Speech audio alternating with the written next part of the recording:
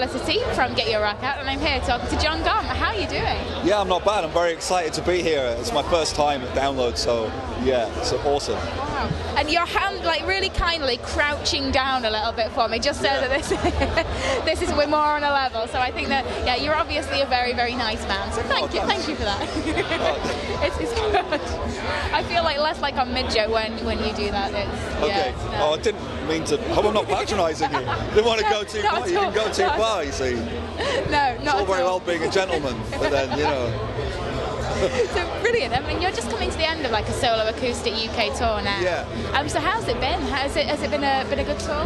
Yeah, it's just like a mini tour, really. I did a tour in October, November last year, which was a bit bigger, but there were some towns that I missed out, and the people who ran the venues were, you know, disappointed that I couldn't fit them in. So I went and did those places, really. So it was a bunch of mostly small towns I've never played before. So it was really, really fun. Yeah, it was really great. I think my favourite gig was in Redditch, not that far from here, and the audience were, I don't know, they were so excited that I was there. I don't think many people must go to Redditch. So it was like normally when I do gigs these days, it'll be anywhere in the world, but the audience, they're all there. They see me and they just sit there and they'll be really quiet, and I have to try and get them involved. In Redditch, it was the opposite. I was like having to be like a lion tamer or something with the audience, but it was fun. It was like the old days for me. Yeah. I think it's difficult, kind of when you see an acoustic tour, it kind of feels wrong to get too into it, and people are like, oh, we should respect that it's a quieter show, but when actually that's probably the last thing that you want. Not necessarily. I mean, it can be. You know, I like it both ways. You know, I basically want both at the same time. I want a quiet audience that are no trouble whatsoever, but I want them to be really involved as well at the same time.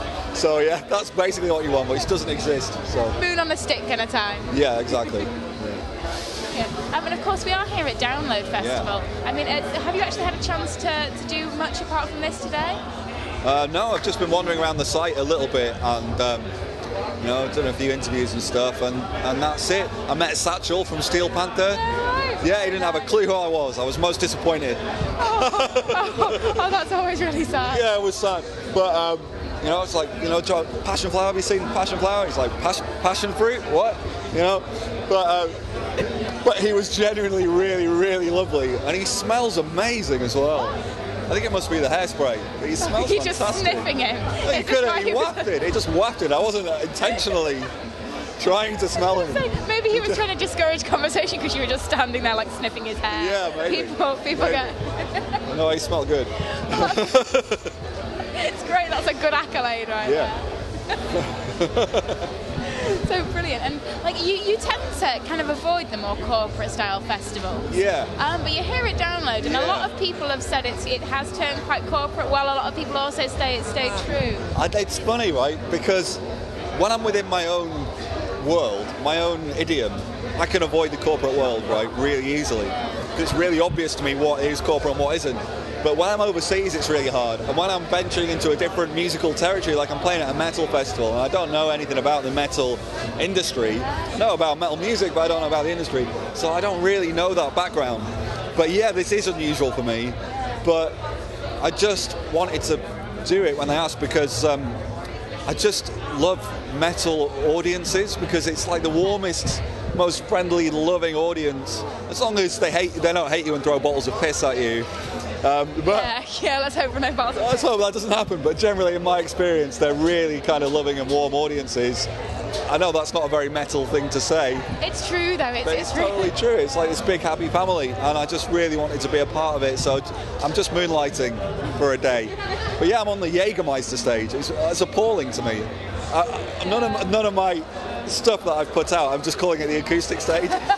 I don't want people to think I've sold out, you know. Good. I mean, it's good to see you here as well, because it's great. I mean, I'm really enjoying it. Yeah. Like while the independent venues and stuff are great, I mean, there's no doubt that they are dying out as a whole, and that you've got so many more chain venues and so many more terrible places. It is true that the corporate kind of thing, connection with little venues. I played at 100 Club recently on Oxford Street in London, and it's amazing.